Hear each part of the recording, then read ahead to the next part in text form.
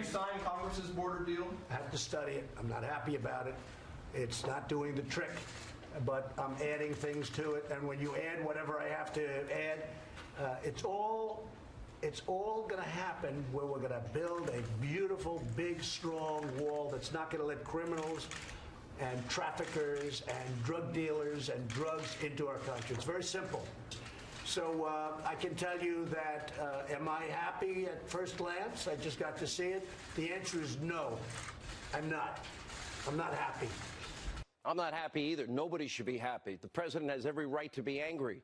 The so-called compromise is typical of the D.C. sewer and swamp, and its level of funding for security and safety of the American people is pathetic. It's almost as if lawmakers in Washington, from the comfort of their own, walled homes, they don't realize the horrors of sex trafficking, even young girls put into prostitution, human trafficking, the drug trafficking. 90% of our heroin comes across that southern border.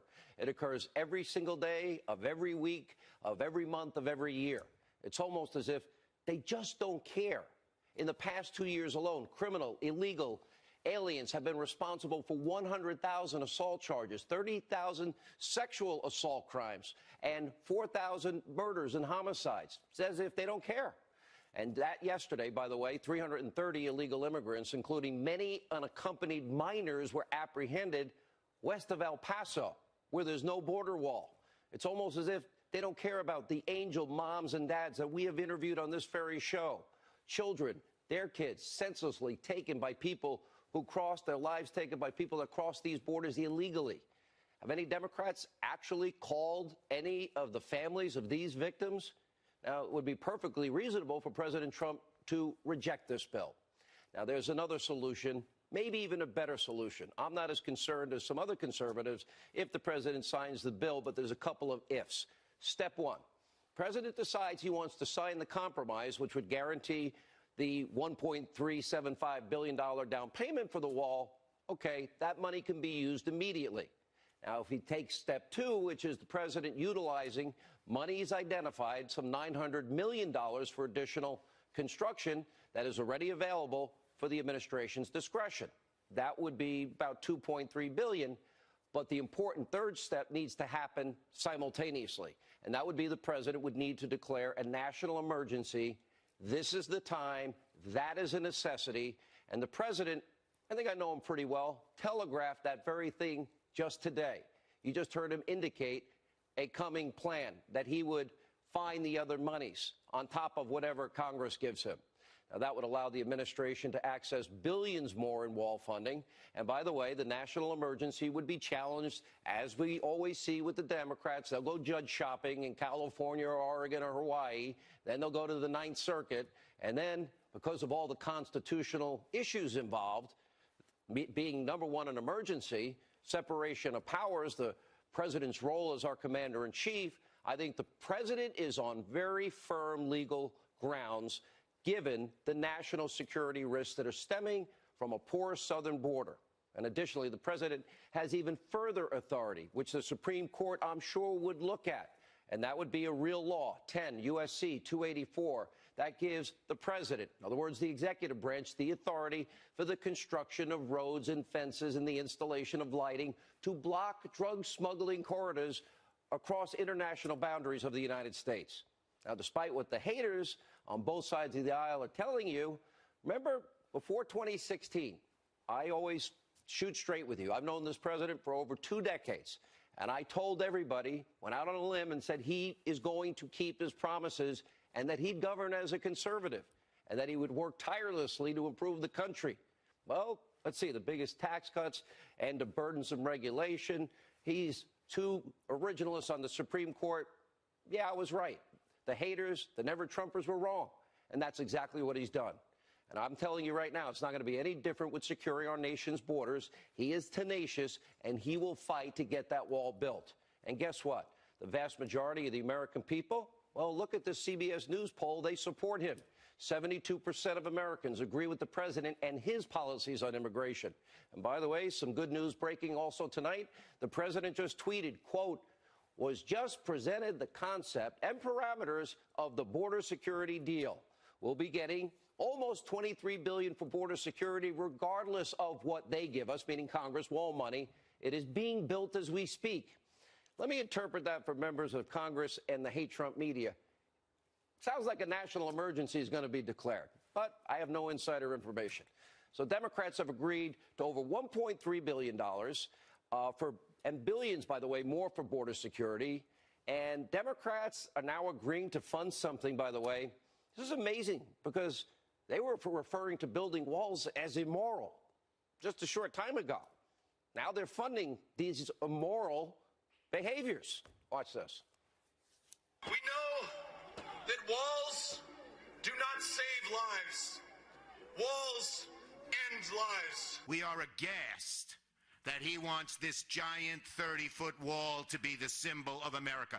I tell President Trump, I've told him to his face, we want the symbol of America to remain the Statue of Liberty, freedom, equality, not a divisive wall.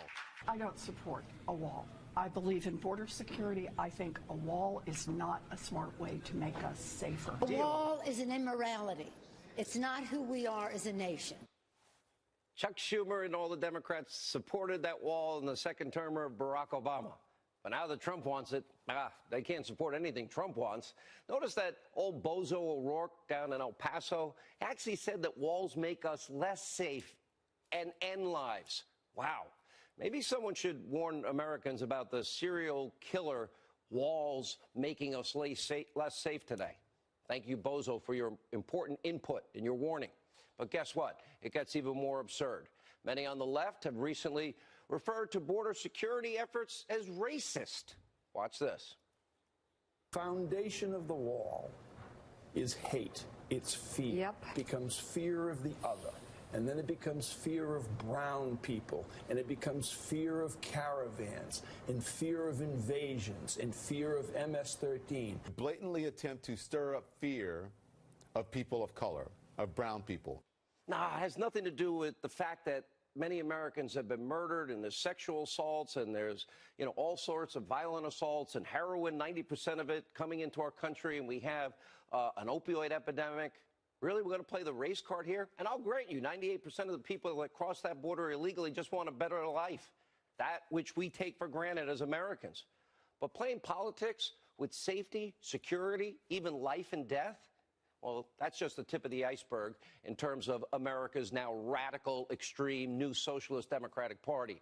Kind of like when Senator Bob Menendez was scolding the president for criminalizing illegal immigrants who actually drink and drive.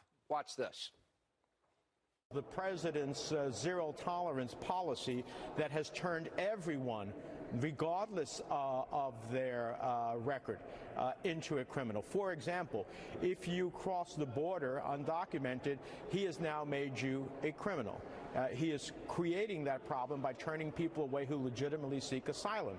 If a person has a driving while under the influence violation, he is now making that, saying that that's a criminal. If they come in illegally, they broke the law. By the way, it's part of the dumbest thing I've ever heard. Drunk drivers kill people every day. Senator, maybe talk to Mothers Against Drunk Driving or talk to a parent who has lost a child killed by a drunk driver. For the Democrats, this is all one big political game. Life and death, safety, security. These people need to meet these angel moms and dads and kids killed by drunk drivers. They really need an intervention.